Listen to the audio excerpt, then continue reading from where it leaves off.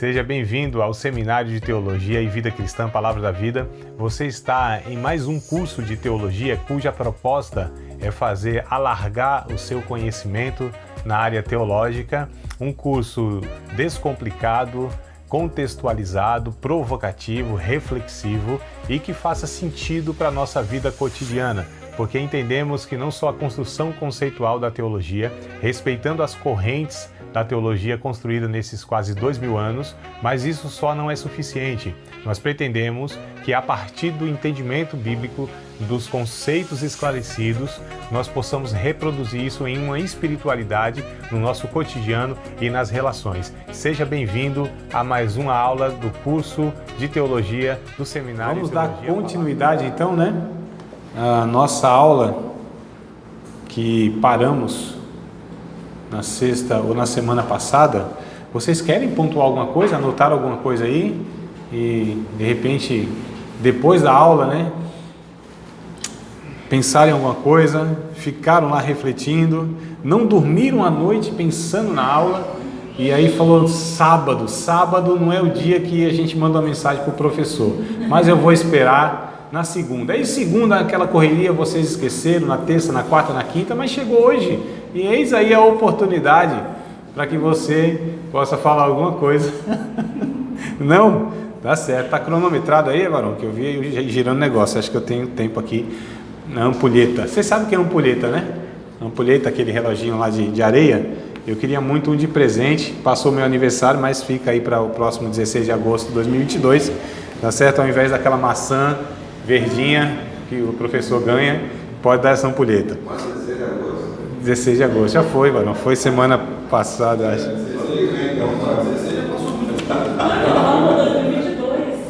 2022.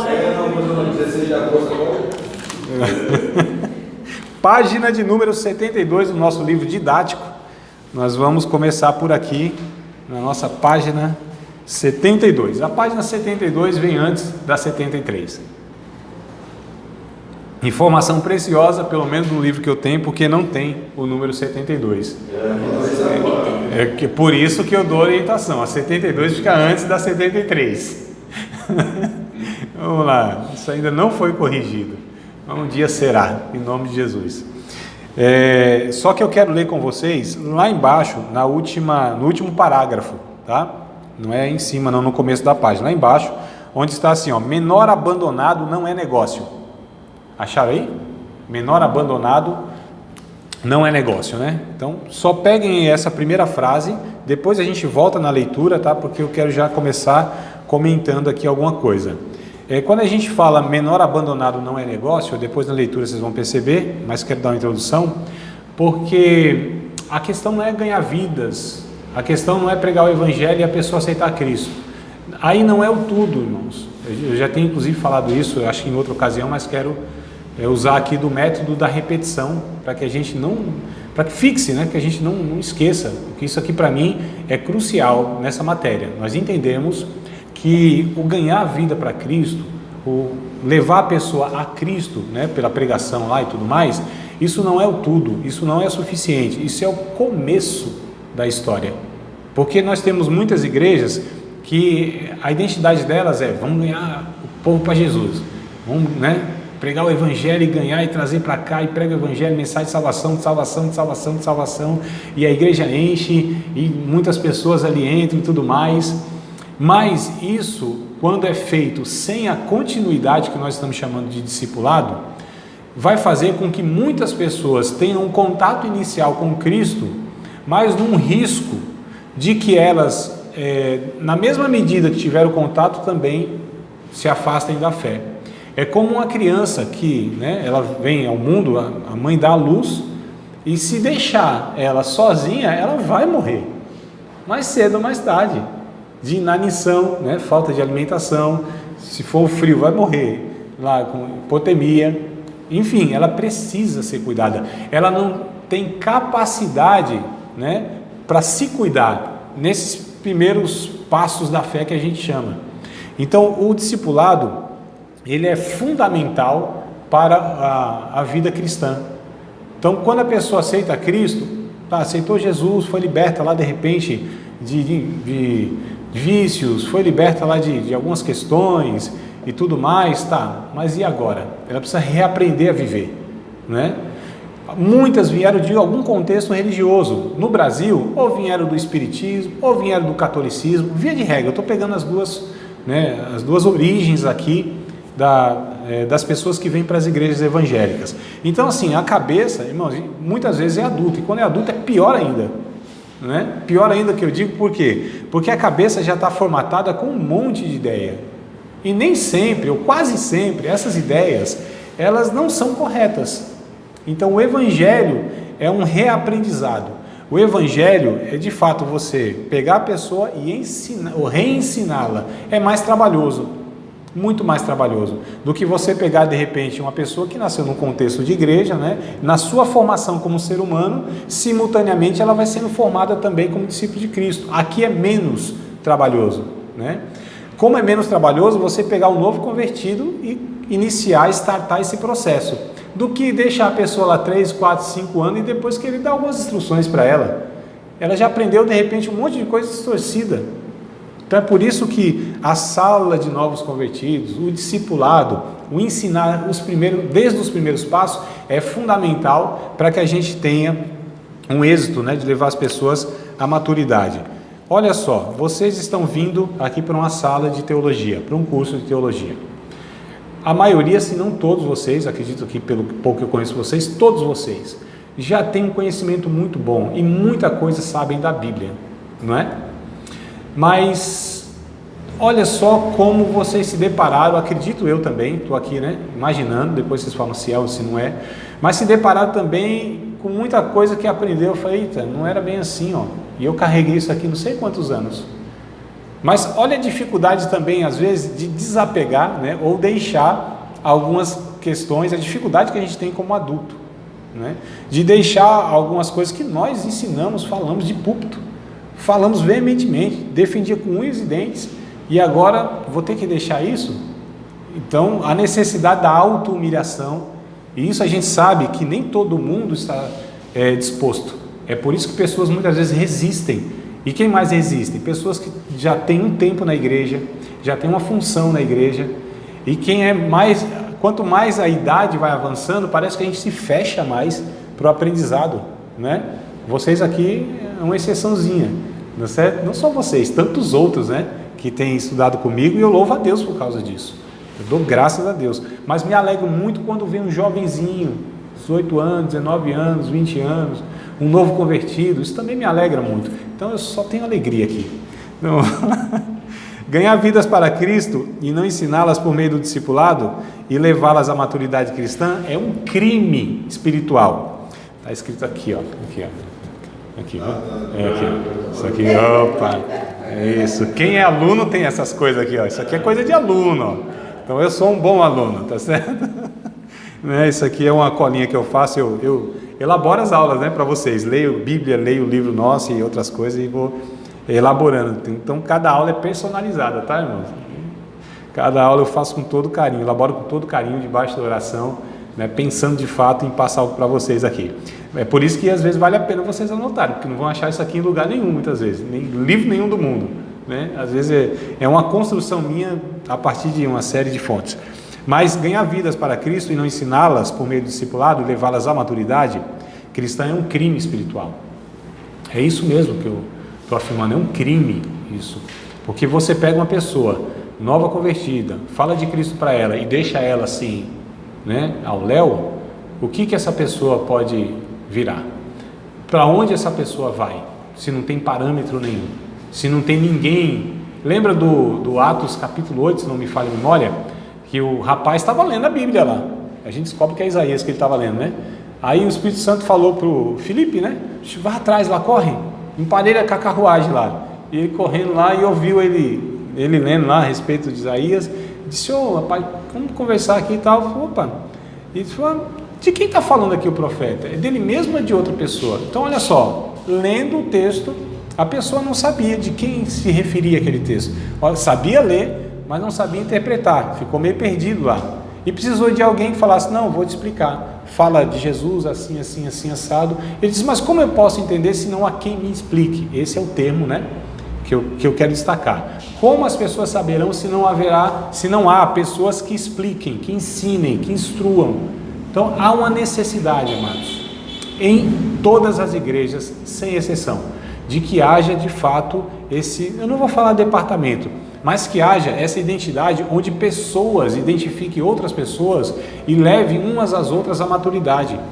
Como eu disse para vocês em outra ocasião, eu tenho 2 filhos, um de 14 e um de 3 anos, e o de 14 tem lá a sua responsabilidade sobre o de 3, porque ele tem mais experiência, porque ele tem mais recurso.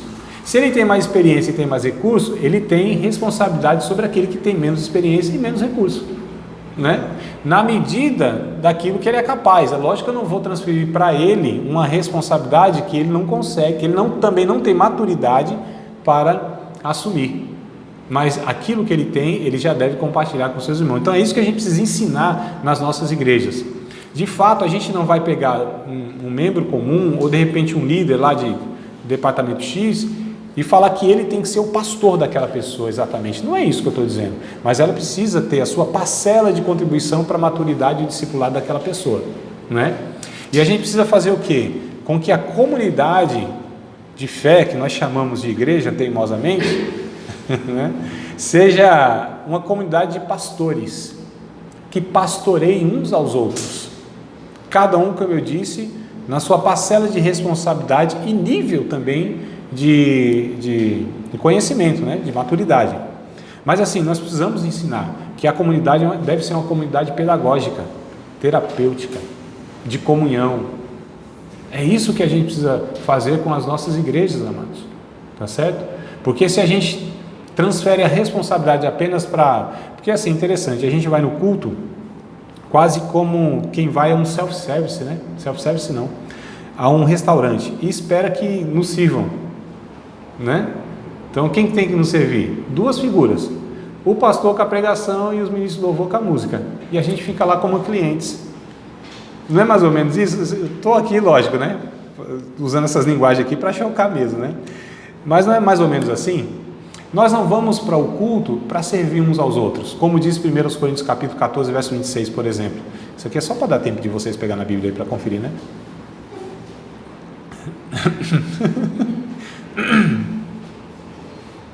1 aos Coríntios capítulo 14, versículo de número 26, se não me falha a memória. Esse é o texto que Paulo vai dizer assim: quando vocês se reúnem, o que vocês fazem, irmãos?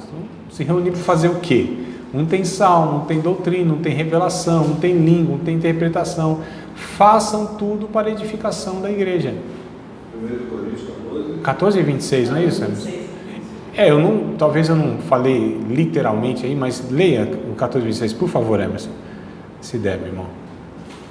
Que fazer, pois, irmãos, quando vos congregais, cada um de vós tenha salmo, tem doutrina, tem a revelação, tem língua, tem interpretação. Faça-se tudo para a edificação. Para a edificação da igreja, né? Ou só edificação? Só edificação. Tá, mas a referência é a edificação, no caso da igreja, né? A comunidade de fé. Eu quero chamar a atenção para vocês aqui nesse texto, nesse capítulo 14, que Paulo escreve, quantas vezes ele fala que tudo deve ser feito para a edificação. A gente voltando um pouquinho no capítulo 14, no verso de número 5, no finalzinho, né? Verso 5, verso 12 e o 26, tá? São os três versículos aí que vão trazer essa ideia da finalidade, né? Da comunhão do culto. Então, verso 5, ó: e eu quero que todos vós faleis línguas estranhas, mas muito mais que profetizeis. Então, olha só, Paulo, inclusive, né, ele incentivava que as pessoas buscassem muito mais a profecia do que línguas estranhas. Por quê? Ele vai explicar no capítulo 14. Porque a língua estranha tem uma finalidade no indivíduo, que é edificá-lo, o seu espírito com Deus, sem passar pelo entendimento. Então Paulo disse: eu prefiro falar 5 palavras do meu próprio entendimento para gerar fruto em mim, do que 1000 em outras línguas, porque não serve em nada para frutificar o nosso entendimento. É uma questão muito mais do Espírito e Deus, mas sem transformação de entendimento. E como Paulo sabia a importância de que a pessoa precisaria ser transformada, que ele escreve lá em capítulo 12 de Romanos, verso 1 e 2, né? Rogo-vos, pois, irmãos, pela compaixão de Deus, que apresenteis os vossos corpos vivos, santo e agradável a Deus, que é o vosso culto racional, e não vos conformeis com este mundo, mas transformai-vos pela renovação do vosso entendimento, para que experimenteis qual seja a boa, agradável e perfeita vontade de Deus. Transformação de entendimento, né? Compreensão, culto racional. Ele sabia da importância disso, mas ele não desconsiderava também a outra questão que ultrapassava a questão de entendimento. Só que nas relações aqui, ele enfatizava muito mais a edificação mútua, as palavras que poderiam ser entendidas do que essas palavras que, embora fosse espiritual, mas que não edificava o coletivo e só o indivíduo. E se nós estamos num coletivo, o indivíduo, ele precisa contribuir para o coletivo. Não é, irmão? Então essa outra noção que a gente está perdendo, de quando a gente se reúne, porque muitas vezes se reúne um monte de eus, não é nós que estamos reunindo, né? E aí, olha só, então muito mais que profetizeis, porque o que profetiza é maior do que o que fala línguas estranhas, a não ser que também interprete, que aí tem a mesma conotação, né? Por quê? Para que a igreja receba edificação. Então, olha só, verso número 12: assim também vós desejais dons espirituais, procurai sobejar neles, para a edificação da igreja. E aí no verso 26 que nós lemos, de onde nós começamos, né, que Paulo diz, também tudo tem que ser para a edificação, no caso da igreja também. Então só para a gente entender, amados, essa identidade pedagógica, onde nós estamos num coletivo e precisamos ser cuidado e cuidar uns dos outros, tá certo? Não transferir isso para a responsabilidade para uma figura, o pastor, né? O ministro de louvor. Não, eles têm os seus papéis de liderança, fato, tem, como outros líderes, mas nós não podemos achar que nós estamos em uma prestadora de serviço, né? Onde eu sou aquele que me beneficio daquilo lá, mas não tenho nenhuma contribuição para dar para ninguém lá, né? Aquelas pessoas até que se inferiorizam, dizem assim, acho que eu não tenho dom nenhum. Já viram alguns irmãos assim? Acho que eu não tenho dom nenhum, não tenho dom de nada, não, Deus não me deu nenhum dom, né? Porque muitas vezes ele compara o dom dele com o dom do pastor ou do ministro de louvor, que são os destacados, né? Ou canta ou prega. Tem uns que pensam assim, que tem dois ministérios, né? Pregar e cantar. Eu pergunto, se for gago e fanho, vai fazer o quê? O cara aceita Jesus, é gago e fanho, não tem nada para ele fazer no reino de Deus? Claro que não, né, amados? Então não é só esse ministério, inclusive local na igreja que eu estou aqui me referindo, tá? Estou partindo, né, de um ponto. Não, mas parece que aí deve destravar tudo. Acho que destrava, né? Não tem problema para cantar. Não tem, é verdade. Não tem. Ele canta bem. Eu sei, é verdade. É. Quando vai assim, a dificuldade é você falar sob pressão e devagar, eu sei. É, só foi uma brincadeira, eu sei. Mas o que eu quero dizer é o seguinte: primeiro, você não tem em uma comunidade, em um ajuntamento, né, de discípulos de Cristo, você não tem a responsabilidade caindo sobre um ou outro do ensino, da edificação, mas você tem isso com a proposta de que todos ali sejam usados pelo Espírito Santo de alguma maneira para repartir algum dom um com o outro. Essa é a finalidade de nós nos ajuntarmos ali. Nós nos ajuntamos muitas vezes nesse sentido, né? Eu entro aqui na igreja e elevo meus olhos para o céu e adoro a Deus. Então, na questão vertical. E esquecemos da horizontal. Um pastor amigo meu, ele diz o seguinte: quando a gente vai na igreja, a gente só vê nuca. Não é? Só vê nuca. O que ele quer dizer com isso? Que a gente não se relaciona, não olha um no rosto do outro. A gente não tem essa questão familiar. É muito litúrgica, muito institucional e muito religiosa, mas pouca relação verdadeira, né? Como nós tínhamos, por exemplo, na igreja primitiva, onde era tudo muito informal, era muito natural, era muito familiar.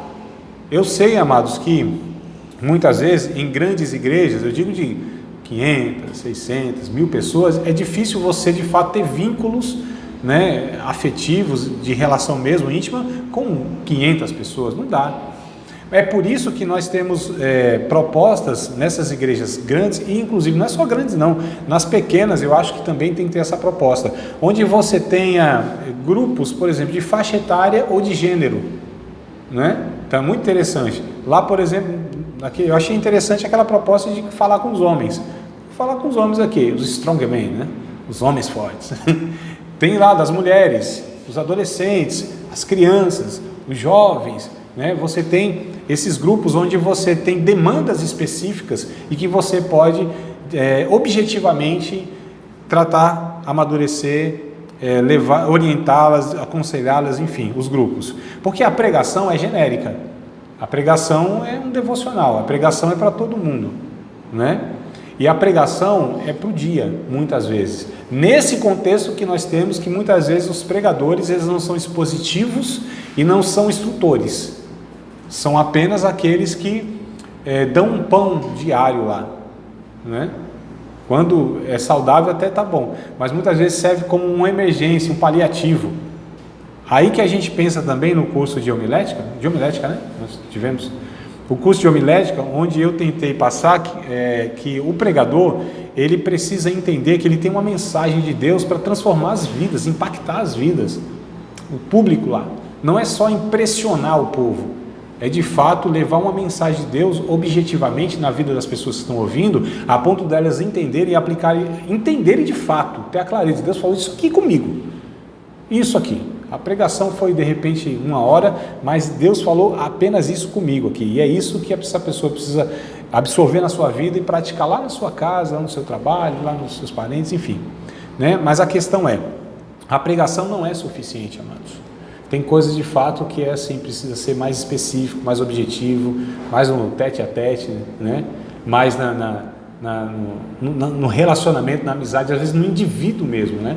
Então, como eu falei no começo, o discipulado não se dá na multidão, o discipulado se dá na relação de indivíduos, e é o que a gente vai ver aqui, ó.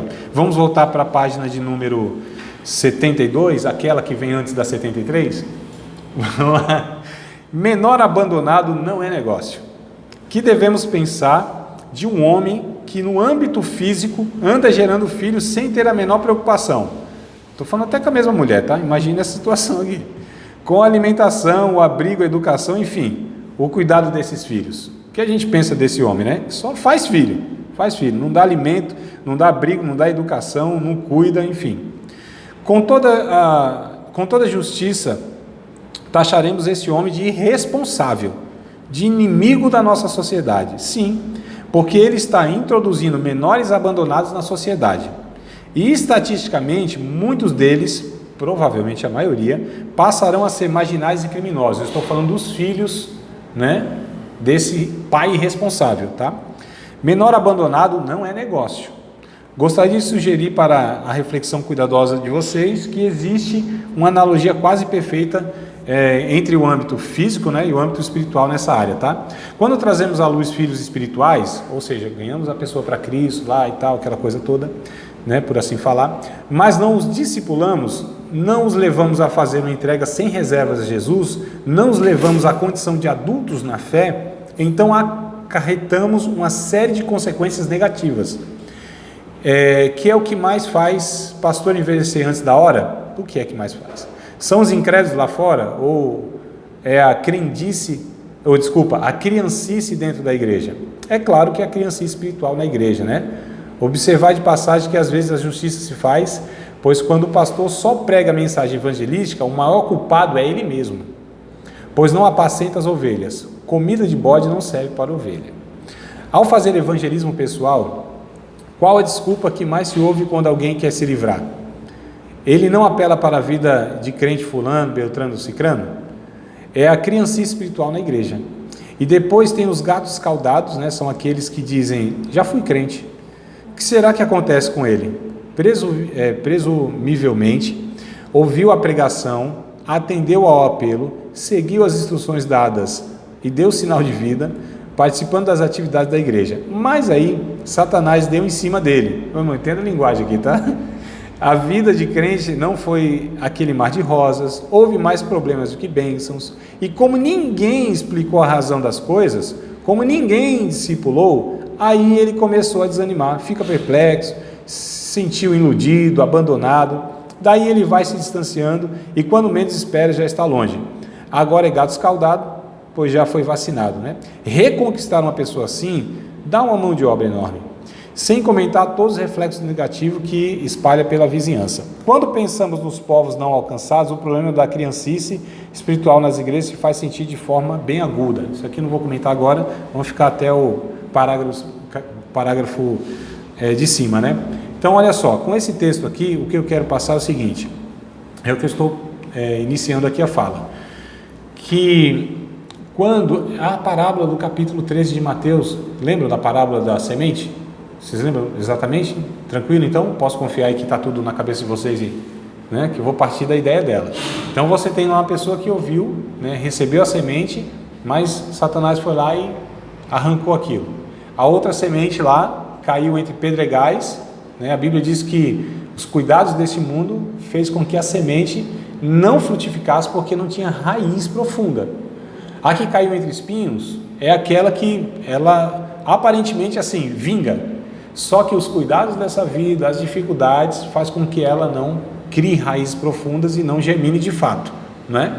Então vamos deixar a última de lado, que é a que dá bom fruto, só para considerar essas três aqui, que é mais ou menos esse contexto aqui, onde pessoas têm algum contato com o Evangelho, com a mensagem do Evangelho, mas elas não dão continuidade na vida, por todos esses motivos. Mas olha como nós podemos, amados, amenizar muito essa estatística de pessoas que passam na igreja, muitas vezes elas têm contato muito superficial, conhecem até alguma coisa de religião, sai frustrada, não quer saber nunca mais de igreja, porque foi uma experiência horrível, às vezes eu até aconselho, não volta lá mesmo não, né? Teve uma experiência horrível, e só que atribui isso a quem? A Deus e ao Evangelho, embora não teve nada a ver com Deus nem com o Evangelho, todo o processo, o contato, a frustração que teve, né? Agora, por um outro lado, somos nós os responsáveis por tudo isso, porque nós de alguma maneira é quem representamos Deus, ou bem ou mal, mas os olhos das outras pessoas e da sociedade, as igrejas evangélicas, elas representam Deus, nós sabemos que não, né? Nem todas elas, mas as pessoas não têm essa maturidade para fazer essa avaliação e separar o espinho do peixe. Então nós devemos ser essas pessoas que amenizam essas realidades e essas estatísticas, né? Tá certo? A gente precisa de fato levar a sério que pessoas que entram em uma igreja evangélica, elas precisam conhecer Deus, e essas pessoas que têm contato com a igreja evangélica, elas precisam ser acompanhadas intramuros e extramuros. Então a gente não espera também que uma criancinha ela saiba a hora de comer e o que ela tem que comer e ela peça a comida certa. Não são elas que têm que fazer isso, né? A gente não espera dentro de uma igreja que as pessoas venham, que aqueles que vieram uma vez e ouviram o Evangelho, que eles voltem. Não, somos nós que precisamos cuidar dessas pessoas, né? E a gente faz uma coisa muito feia, muito feia, não é que é feia, eu digo assim, muito errada, né? Que é o seguinte, a gente espera que a desgraça aconteça para a gente ir lá e tentar consertar alguma coisa. A gente é muito reativo, a gente reage às coisas, a gente não previne as coisas. Vou dar um exemplo aqui, por exemplo, de casamentos. Quando o casamento está destruído, aí o pastor vai lá tentar corrigir, alguém vai tentar ajudar. Mas o que aconteceu nesse casal que de repente, né, passou muitos anos na igreja, casaram na igreja, tudo mais, e não tiveram um acompanhamento, não foram instruídos, não têm um cuidado contínuo. Eu não estou falando de atos esporádicos, para desencargo de consciência, onde uma vez no ano leva o povo para um retiro de 2, 3 dias e acha que aquilo vai ser suficiente, vai resolver a vida matrimonial dos irmãos que durante um ano passaram lá numa sofrência enorme, né? E a gente não espera que venham até a igreja, os líderes, os pastores. Nós, entre aspas, que estamos ali saudável, é que devemos então cercar essas pessoas, para que elas possam sempre estar num raio de ação e de visão, para que a gente possa então estar alcançando e prevendo aquilo que vai acontecer. Então nós temos o ensino corretivo, mas nós temos o ensino preventivo. E para que a gente não faça muito ensino, não tenha muito ensino corretivo, a gente precisa investir muito no preventivo. Não é, amados? A gente, por exemplo, pouco tem propostas de ensino para os jovens que estão querendo casar. A gente chama de aconselhamento pré-nupcial, né? A gente pouco tem, a gente não se antecipa às fases que, por exemplo, o adolescente ele vai chegar, né? Ou a fase que ele vai chegar, da puberdade, e a gente não tem instruções para lidar. E assim por diante, só alguns exemplos aqui. A gente não antecipa o negócio, sabe? Só quando o leite derramou, a gente vai lá e tenta remediar, e é muito mais trabalhoso, às vezes não tem nem mais jeito. Às vezes o negócio está tão degringolado que fala, e agora, o que a gente vai fazer? O que eu quero dizer é que os maduros, a liderança, a igreja, nós que estamos algum tempo na igreja, a gente que precisa ter ações, amados, para alcançar essas pessoas e para acompanhá-las. Eu não espero, eu já vou deixar aqui uma reclamação. Será que eu vou fazer isso, meu Deus do céu? Uma reclamação, eu digo se eu tiver errado, né? Aí eu vou ser crucificado, mas aí vocês me corrijam, tem toda a liberdade, né? Mas eu vejo, não é só aqui não, é que aqui eu estou sentindo esse impacto. Eu digo aqui, né, acredito que seja do estado, mas eu vou falar da cidade, ou não vou falar da cidade, acho que em nível de cidade eu já posso avaliar isso. Mas isso em São Paulo também tem, eu acredito que talvez em outros estados também tenham, que não é só uma questão de cultura e região, mas é uma cultura muitas vezes que não é uma cultura, né? É uma imaturidade cristã que tem nas nossas vidas muitas vezes, né? Que é a questão de nós não nos interessarmos e não cuidarmos e não darmos atenção uns aos outros devidamente. Eu digo de uma ação muito simples de não responder um WhatsApp, entendeu? Uma coisa muito simples, de você ver o irmão, mas não procurar saber como ele está exatamente, não procurar vínculos e nutrir vínculos de amizade e relações, não acolher as pessoas, né? Então fica a minha queixa. Tá certo? Estou falando com a vida de vocês exatamente não, estou falando, né, isso é uma queixa minha, inclusive lá também de São Paulo fazia muito essa pontuação aí, que nós como igreja, nós precisamos ser essas pessoas que estão atentas e se interessam assim profundamente com as pessoas em nosso redor, profundamente, amados. Eu não tenho tempo, mentira, não é prioridade para nós nos relacionarmos com as pessoas, porque a gente está muito preocupado com as nossas vidas, né? Muitas vezes com os nossos sentimentos egoístas, porque as pessoas às vezes estão passando dificuldade e tal, e ela tem aquele questionamento, mas ninguém vem cuidar de mim, e eu pergunto, e a gente já cuidou de alguém em alguma ocasião?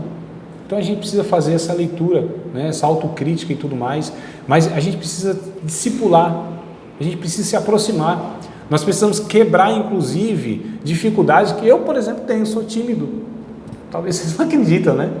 O fato é que aqui eu estou no meu habitat natural, tá, irmão? Então aqui eu estou seguro. Eu sou um cara tímido, então eu tenho alguma dificuldade de relacionamento. Mas em nome do Evangelho, em nome da preservação da outra pessoa, eu preciso quebrar essas minhas dificuldades, minhas barreiras, né? Eu preciso estar criando pontes e não levantando muros. A gente levanta muro pela religiosidade muitas vezes, pelo preconceito, né? Às vezes nós temos algumas dificuldades por conta, de repente, da criação, de como nossos pais nos envolveram num relacionamento, às vezes hostil, às vezes de não ter a liberdade de conversar, né? Então a gente tem essas dificuldades aí, que são questões mais de criação e tudo mais. Mas a gente precisa quebrar isso aqui, o Evangelho precisa estar transformando tudo aquilo que é negativo, tudo aquilo que impede de que o Espírito Santo nos use para alcançar os outros. Então a gente precisa ter a proposta de discipulado nesse sentido, tá bom? Porque senão a gente vai fazer isso, gerar vidas e cada um que se vire. Já fiz o meu papel, ganhei uma vida para Cristo, né? E chegando no céu a gente quer a coroa ainda, não sei como.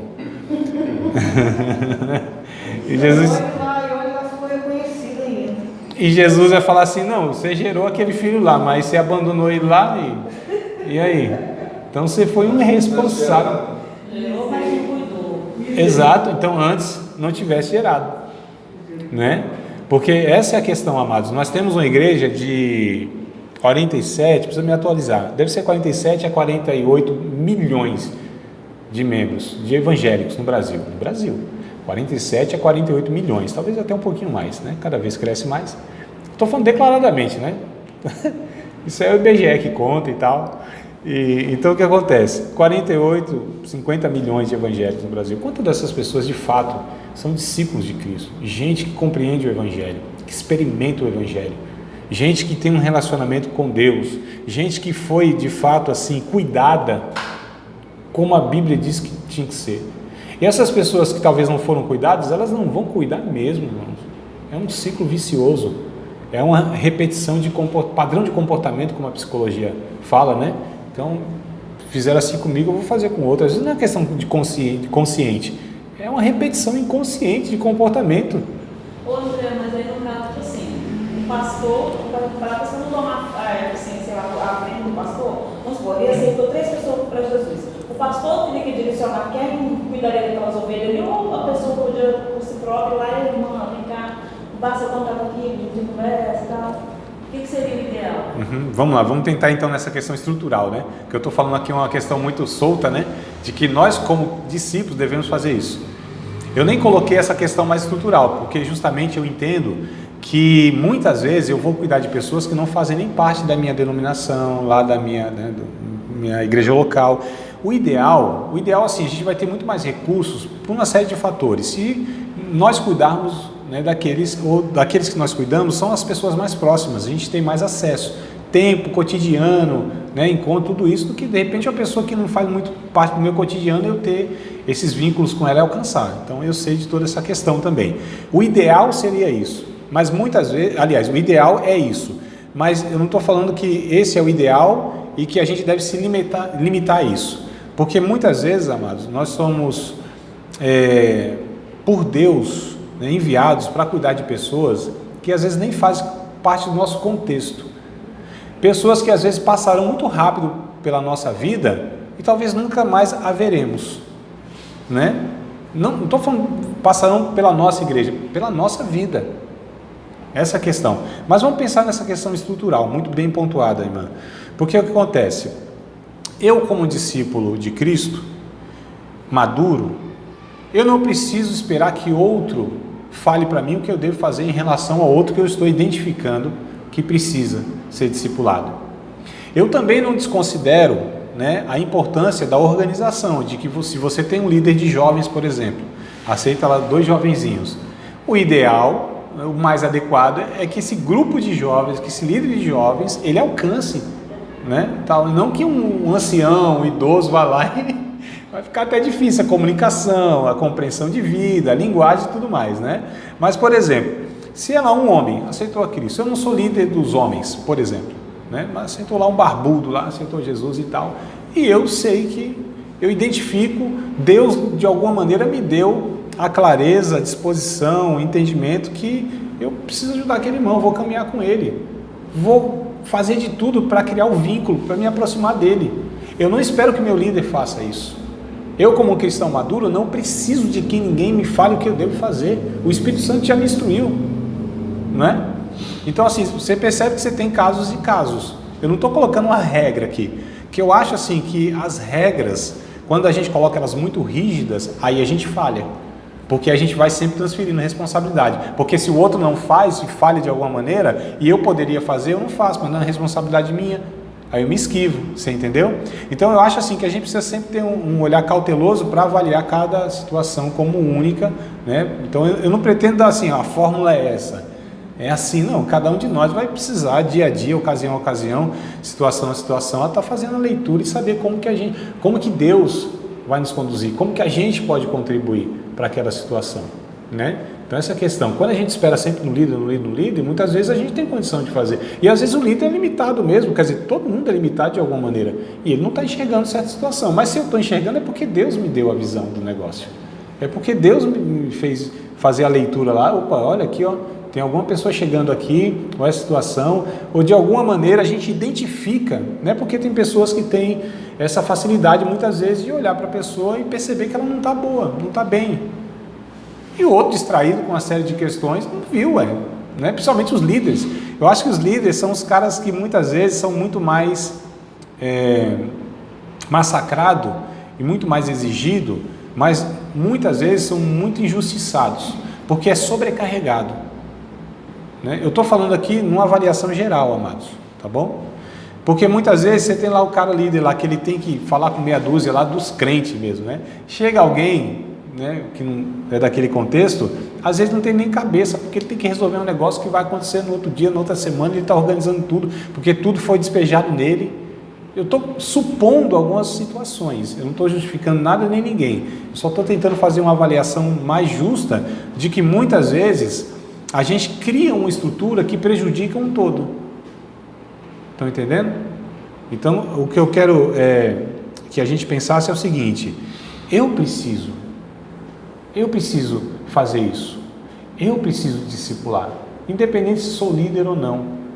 Eu não estou dizendo para atropelar estrutura, organização, nem proposta institucional nenhuma, não é? Mesmo porque eu disse, não é só intramuros, não é só dentro da igreja, é na vida, é fora daquele contexto muitas vezes, e aquele contexto às vezes só é mais um aspecto de onde ali eu vou contribuir no discipulado, mas não é ali, não é numa salinha, pode fazer parte. Não tem problema, né? Sou contra a salinha de discipulado, onde você pega lá uma turma no domingão, outro dia lá, e vamos instruir, vamos estudar aqui. Ótimo, isso também é bom, faz parte. Eu até aconselho também que se faça isso, mas isso não é o tudo, não é o todo, não é o mais eficaz, inclusive. É o partilhar da vida indivíduo com indivíduo, que é o que a gente está falando aqui, pontuando, né? Estou tentando pontuar com vocês desde outras aulas, tá? Posso continuar aqui, tranquilo? Então é preciso considerar tanto os novos convertidos, né, quanto aqueles que pertencem a outras denominações evangélicas. É preciso considerar tanto os novos convertidos que chegam na igreja, estou dizendo, tá? Estou me referindo aqui àqueles que sejam na igreja. Está na página 72,5. Nem a 72 e nem a 73. 72,5, que é essa aqui, ó, está no meio aqui, ó. Vou aqui repetir. É preciso considerar tanto os novos convertidos, talvez principalmente eles, por causa desse fato que a gente está falando aqui, né?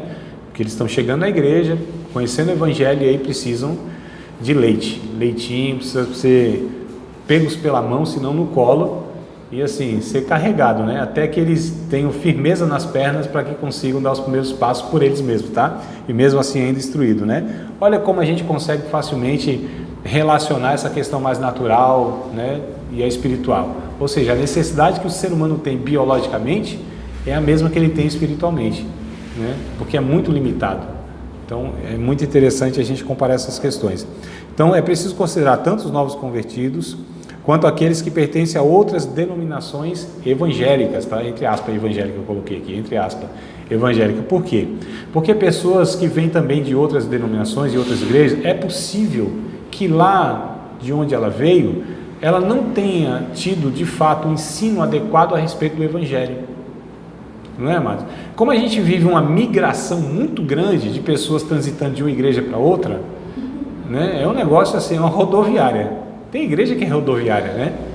Que assim, as pessoas só passam muito rápido lá, né? A gente antes tinha um fenômeno que a pessoa, ela nascia naquela igreja, participava ali toda a sua juventude, casava, tinha filho e morria na mesma igreja, né? Então, e você tinha fidelidade denominacional. Se a pessoa precisasse mudar para outra cidade, outro estado, ela ia procurar a mesma denominação. Hoje você não tem mais isso. Não tem. Do nascimento à morte, a pessoa passa por diversas igrejas, denominações, mutações enormes, teológicas e tudo mais. Então a gente precisa considerar, irmãos, tanto essas pessoas que chegam nas nossas igrejas, novos convertidos principalmente, como eu disse, e outras pessoas de outras igrejas, para que a gente entenda qual é a sua compreensão de evangelho, para que a gente consiga também partilhar, né, aquilo que a gente entende que nós temos de saudável na compreensão. Então, novos convertidos, bora lá. Precisam entender todo o conselho de Deus. Atos, capítulo de número 19. Atos, capítulo de número 19, versículos de número 1 até o verso de número 10. Vou ler com vocês todos os 10 versículos, tá? Pausadamente.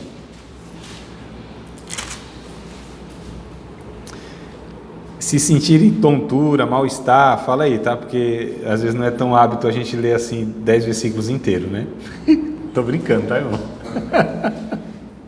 Às vezes lê uma tirinha, só um versículozinho, né? Vocês acompanham comigo? Eu vou ler na minha versão e vocês acompanham aí. Então, Atos, capítulo de número 19, versículos 1 e 10. Sucedeu que, enquanto Apolo estava em Corinto, Paulo, tendo passado por todas as regiões superiores, chegou a Éfeso, e achando ali alguns discípulos, então vamos lá, ele chegou na cidade de Éfeso, o apóstolo Paulo, e achou ali alguns discípulos. Ou seja, quando ele chegou, já tinham passado lá, já tinham anunciado o evangelho e já havia discípulos de Cristo lá, né? Disse-lhe: recebeste vós já o Espírito Santo quando crestes? E eles disseram-lhe: nós nem ainda ouvimos que haja Espírito Santo. Então olha só, receberam a mensagem do evangelho de alguma forma, mas tinha informações e tinha verdades que eles não sabiam. Foi Paulo agora que teve que acrescentar esse negócio. Verso 3. Perguntou-lhes então: em que sois batizados então? E eles disseram: no batismo de João. Então possivelmente esses discípulos aqui, esses irmãos aqui, foram aqueles discípulos que tiveram contato com João Batista, antes de Jesus. Batismo do arrependimento, né? Então ouviram João Batista lá em Jerusalém, né? Acreditaram na mensagem de João Batista, se arrependeram dos seus pecados e voltaram para a sua cidade, no caso Éfeso, né? Verso 4, mas Paulo disse: certamente João batizou com o batismo do arrependimento, dizendo ao povo que cresce no que após ele havia de vir, isto é, em Jesus Cristo. Então olha que coisa interessante, esse povo não tinha a clareza, inclusive, de Jesus, amados, mas teve algum contato com a mensagem de Deus por João Batista.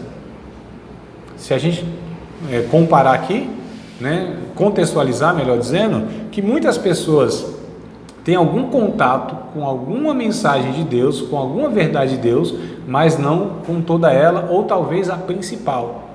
Então olha a necessidade aqui desses discípulos, né, receberem maturidade, instrução, serem discipulados. Verso 5, e os que ouviram foram batizados em nome do Senhor Jesus.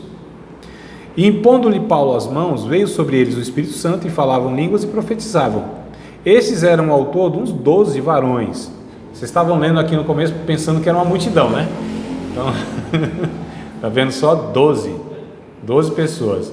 Olha só, amados, a gente sempre tem essa ideia de que muitas vezes o apóstolo Paulo e Jesus e os profetas pregavam para multidões. Muitas vezes sim, mas muitas outras vezes não. Uma pessoa, 2, 4, 10, 12. A importância que esses homens davam a cada pequeno grupo e a cada indivíduo é impressionante. O empenho deles não era condicionado ao número, ao evento. A quantidade. Sim, não importa, o empenho, o entusiasmo, né? A nossa dedicação, não é porque a gente está num púlpito, numa sala cheia ou num evento, não, é porque é um ser humano na nossa frente, a ser alcançado e ser abençoado com a verdade de Deus. A gente precisa se dedicar da mesma forma, se tivermos em eventos, diante de multidões e tal, como a uma pessoa. Jesus nos ensinou isso também. Duas grandes verdades que eu me lembro agora, que Jesus, ele ensinou, foi para indivíduo, ou seja, uma indivídua, uma mulher e um homem, né? Nicodemos, lembra no capítulo 3? Né? É necessário vos nascer de novo. Olha, uma mensagem extraordinária, impressionante, uma revelação, né, absurda, que a gente tem lá, Jesus passando para um indivíduo, e a mulher samaritana também. Então, indivíduos. Verso 8, e entrando na sinagoga, falou ousadamente por espaço de 3 meses, disputando e persuadindo-os acerca do reino de Deus. Outro destaque aqui. Então Paulo ficou ali 3 meses, ensinando e falando a respeito do reino de Deus. E aí o reino de Deus é uma coisa muito abrangente. O reino de Deus é algo pouco compreendido nos contextos, muitas vezes, de igreja, que pensam que o evangelho se resume à sua denominação ou à sua igreja local. A igreja local e a denominação lá, ela é uma partícula do reino de Deus, que é infinitamente muito maior. Né, irmão? Então a gente precisa entender que o discipular não é fazer prosélito, catequese, né? Catecismo, ensinar a pessoa da cartilha daquela denominação, daquela compreensão, isso aqui é a vida. Não é, irmãos. Ali é apenas uma partícula de um todo, que é o reino de Deus. Então a gente precisa discipular as pessoas para o reino de Deus, não para a nossa igreja, para a nossa denominação, né? Porque quando a gente tem essa ideia, a gente limita muito e a gente também não alcança pessoas fora daquele... então se não vem na minha igreja, não é responsabilidade minha. né? Se foi para outra denominação, não tem nada a ver com essa pessoa. Eu participei, infelizmente, de algumas situações e contexto que quando você saía daquela denominação, você era descartado como um copo de plástico que não serve mais, amassado e jogado no lixo, e não tem mais vínculo. Corta-se ali todos os vínculos possíveis, virtuais, e, não é virtuais que eu digo, redes sociais e reais também. Então olha que coisa horrível, você não tinha uma relação de honestidade, sinceridade, de amor, você tinha uma relação institucional. Isso mata muitas vezes algumas pessoas. Verso 9, mas como alguns deles se endureceram e não obedeceram falando mal do caminho perante a multidão, retirou-se deles e separou, olha, Paulo separou os discípulos, e disputando todos os dias na escola de um certo tirano. Interessante, né? Então Paulo estava envolvido depois lá nessa sinagoga, que era uma espécie de um pequeno templo, né, judaico, e os discípulos estavam lá, mas as pessoas rejeitaram o que Paulo estava ensinando, então Paulo separa os discípulos e dá continuidade. E durou isso por espaço de 2 anos, de tal maneira que todos que habitavam na Ásia ouviram a palavra do Senhor Jesus, tanto judeus como gregos. Então olha só, começou lá 3 meses no lugar, depois estendeu por 2 anos, Paulo ensinando. Olha o processo, irmãos, 2 anos ali, e com muita luta, com muita resistência, né? Paulo não tinha apoio não, pelo contrário, mas Paulo ensinava, insistia. E Deus pelas mãos de Paulo, verso 11, não, eu acabei no 10, desculpa, vamos acabar no 10 aqui, porque a gente pula por 25, dá um salto aqui, mortal, um triplo salto, por 25. Atos 19 e o verso de número 25, é isso mesmo? Deixa eu ver. Não, quando eu falo 25 é o capítulo 20, verso 25, tá? Então, acabei não anotando aqui, estava no 19, mas vamos para o capítulo 20. Deixa eu até corrigir aqui, porque eu acabei não anotando não, mas é o capítulo 20, verso 25, isso, 25 ao 32, 25 ao 32, então capítulo 20, verso 25 ao 32, diz assim: e chegando Paulo está na mesma cidade, tá? Em Éfeso também, é continuidade, né? É a mesma cena, o mesmo tempo e tal. E agora, na verdade, sei que todos vós, por quem passei pregando o reino de Deus, não vereis mais o meu rosto. Olha só como tem pessoas que de fato é de passagem na nossa vida, né? Ficou lá 3 anos com Paulo parece que nunca mais viu essas pessoas. Portanto, no dia de hoje, vos protesto que estou limpo do sangue de todos, porque nunca deixei de vos anunciar todo o conselho de Deus. Olhai, pois, por vós e por todo o rebanho sobre que o Espírito Santo vos constituiu bispos, para apacentardes as igrejas de Deus, que ele resgatou com seu próprio sangue. É possível que Paulo está direcionando essa palavra aqui a pastores, tá? Exclusivamente a pastores aqui, ó. Esse verso de número 28, né? 27 e 28. 29, porque eu sei isto, que depois da minha partida entrarão no meio de vós lobos cruéis, que não perdoarão o rebanho, e que dentre vós mesmos se levantarão homens que falarão coisas perversas para atraírem os discípulos após si. Paulo está alertando aqui que na ausência dele é possível que venham pessoas para pregar heresia, para desviar mesmo aqueles discípulos de Cristo. Então olha a importância de nós ensinarmos a verdade de Deus às pessoas e dar base para elas, porque na nossa ausência elas vão ter, né, critério para identificar isso. Qual é a finalidade de um pai, de uma mãe? Não é emancipar o filho dele? Não é fazer com que o filho não dependa mais dele nas questões emocionais, financeiras, físicas, não é? Isso não é o papel dos pais?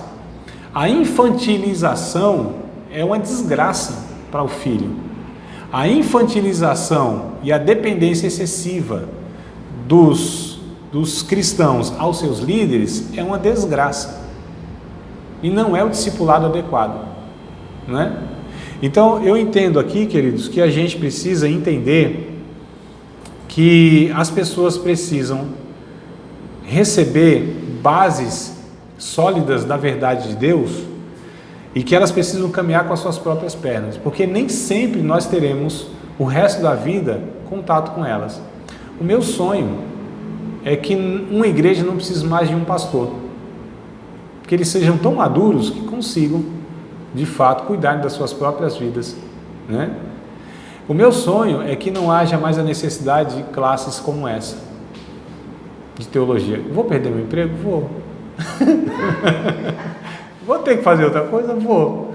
Mas assim, é isso que a gente precisa entender, que a gente precisa levar todos à maturidade, para que elas tenham critério. O que a gente vê hoje na igreja brasileira? Muita infantilização. O cara não faz nada sem pedir um conselho para o pastor. Não estou falando que o cara que chegou agora, estou falando do cara que está 200 anos na igreja. Eu não estou dizendo também que o pastor não é um guia, um líder espiritual que pode nos aconselhar. Não é isso que eu estou dizendo. Tá certo, amados? Eu queria deixar bem claro aqui que não é isso que eu estou dizendo. Eu estou dizendo que a gente não pode infantilizar para o resto da vida as pessoas. A gente precisa ensinar. Paulo disse, eu falei para vocês todo o conselho de Deus, porque eu sei que na minha ausência, na minha partida, vai vir pessoas aqui para distorcer o evangelho, para arrebatar os discípulos de Cristo. Mas tem pessoas que desanimam a gente. O quê? Desanimam a gente. Eu tinha uma coisa na minha igreja lá, né? Aí o dirigente falou bem assim, nossa, tem muito tempo que eu não ouço essa ministração. É muito tempo. Porque tem pessoas que estudam todo dia, às vezes eu não entendo o que elas falam. Aí diz eu falei, mas eu não vou dominar essa aula não, porque eu não vou desmotivar não, porque eu tenho muito para aprender ainda. Não é só porque eu vou de 50 anos que eu vou ficar na mesmice, não. Eu falei, mas não vou mesmo. Não vou mesmo. Eu vou ficar quieto, mas eu não concordo com isso não. Eu vou seguir em frente, eu não vou parar não. Não sei nada, eu não vou parar. Sim. A gente precisa entender que nós que pretendemos discipular alguém, a gente também é discipulado, né? Que todos nós, sem exceção, porque assim, como eu disse dos pais, né, nessa comparação, os pais discipulam os filhos, ensinam os filhos, e é natural que seja assim, né? Os filhos têm que ensinar os pais, mas por outro lado, a gente entende também que os filhos nos ensinam uma série de outras coisas também. Então não há ninguém que não tenha nada que possa ensinar aquele que a ensinou tantas outras coisas. Porque, como eu disse, o pastoreio mútuo, é o cuidado mútuo, não é, amados? Só que recai a responsabilidade sobre os pais, ou seja, sobre os adultos, sobre as crianças, sobre aqueles que estão em liderança e mais tempo na igreja, em relação com aqueles que são os liderados e têm menos tempo na igreja. É natural, a gente não pode inverter essas questões aqui, senão é muito complicado, é injusto, inclusive, não é? Então, aqui, continuando na leitura, que eu quero ler até o 32, eu li até o 30, não foi isso? 31 e 32, ó. Portanto, vigiai, lembrando-vos de que durante 3 anos, aumentando aqui, né? André, não lê mais versículo não, que vai ser quantos anos que esse homem ficou aí? Vamos lá, 3 anos, não cessei noite e dia. Olha só, noite e dia, intensamente, se dedicou. A gente vê aqui em Paulo, amados, vamos parar aqui na leitura, a gente continua daqui a pouco. A gente vê em Paulo aqui a mesma postura que teve em Jesus, onde pegou 12 homens, dedicou a sua vida ininterruptamente, noite e dia, dormia com esses homens, acordava com esses homens, vivia com esses homens. Eu não estou dizendo que a gente precisa assumir exatamente na mesma dimensão assim, mas que tem que haver dedicação quando a gente se propõe a acompanhar uma pessoa.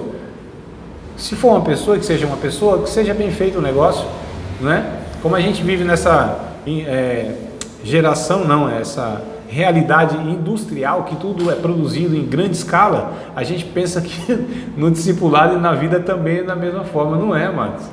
Não é. É por isso que não adianta ter 200 filhos, todos mal criados, mal encaminhados, criminoso, né? Mal educado e tudo mais. Não. Se tiver 1, 2 filhos, mas que sejam filhos para a glória de Deus. Eu vou pastorear uma grande igreja, ter uma sala com um monte de alunos. Para quê? Para vaidade? Para quê? Só para mostrar que é capaz de fazer as coisas em volume, em quantidade? Não, amados. Deus não nos chamou para ser como máquinas que produzem. Deus nos chamou para gerar vidas que de fato sejam abundantes, vidas que sejam maduras, né? Se a gente cuidar de uma pessoa o resto da vida, ótimo. Se a gente... Eu fico pensando, tem chamados e chamados, né? Eu entendo isso. Eu fico pensando assim, o Moody, vocês já ouviram falar de Moody, né? O grande evangelista, Dwight Lyman Moody, o grande evangelista, ganhou parece que mais de 1 milhão de vidas para Cristo, nesse sentido evangelístico. Mas eu fico pensando que importância que teve o cara que evangelizou o Moody, né? Imagine só, o cara não ganhou 1 milhão de almas, ele ganhou só o Moody, que foi usado por Deus para levar 1 milhão de pessoas a Cristo. Então tem chamados e chamados. Mas e aí, se Deus não chamou para ganhar Moody, não está ótimo? A pessoa que privilégio, chegar no céu, a pessoa fala assim, obrigado André. Por quê? Porque você foi o canal de Deus para a minha salvação. Você foi o canal de Deus para me aperfeiçoar na fé. Você foi o canal de Deus para me ajudar em tantas crises que eu não sei o que seria se Deus não tivesse te usado. Poderia usar outro, poderia, né? Mas me usou, porque eu compreendi, estava à disposição, disponível, à disposição e disponível, né? Tem as duas coisas, né? Então a gente precisa entender essa dinâmica aí, tá? Vamos continuar aqui então no texto, ó. Não cessei dia e noite de admoestar. Isso é uma advertência com ensino, com lágrimas a cada um de vós. Paulo ensina aqui também o vínculo que ele tinha com essas pessoas, irmãos. Paulo, teólogo, né? O cara da teoria, sensível, humano, que se relacionava afetivamente com as pessoas, que se preocupava profundamente com a vida de pessoa e conhecia cada uma pelo nome. É interessante quando a gente vê as cartas de Paulo, se não me falha a memória, Romanos, acho que é, vamos ver Romanos aqui? Olha que coisa interessante. Romanos lá, ele dá uma despedida, deixa eu ver se é Romanos, eu acho que é mesmo, tem outras cartas também, tá? Mas lá no capítulo 16, olha que coisa curiosa, Romanos capítulo 16, verso número 3 em diante. Romanos capítulo 16, verso 3 em diante. Saudai a Priscila e a Áquila, meus cooperadores em Jesus Cristo, os quais pela minha vida expuseram a sua cabeça, o que não só eu lhes agradeço, mas também todas as igrejas dos gentios.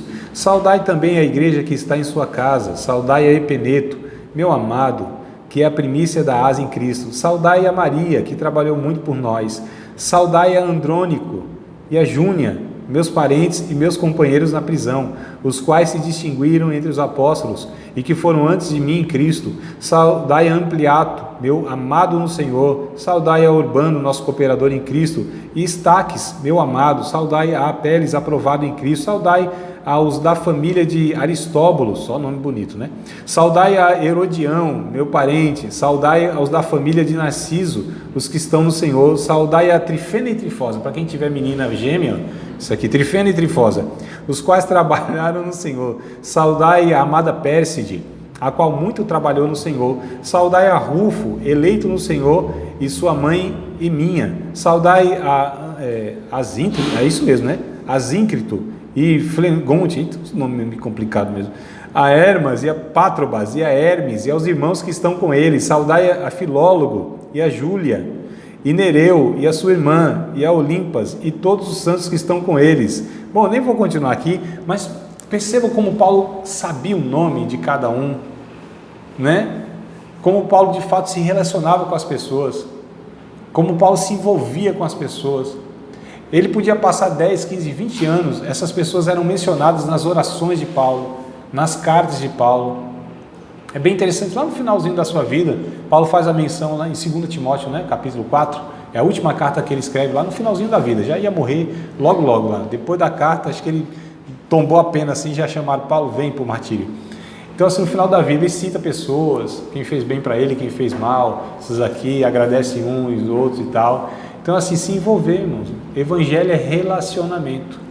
Se eu pudesse resumir, o evangelho é nessa palavra, relacionamento. Relacionamento. Em todos os sentidos.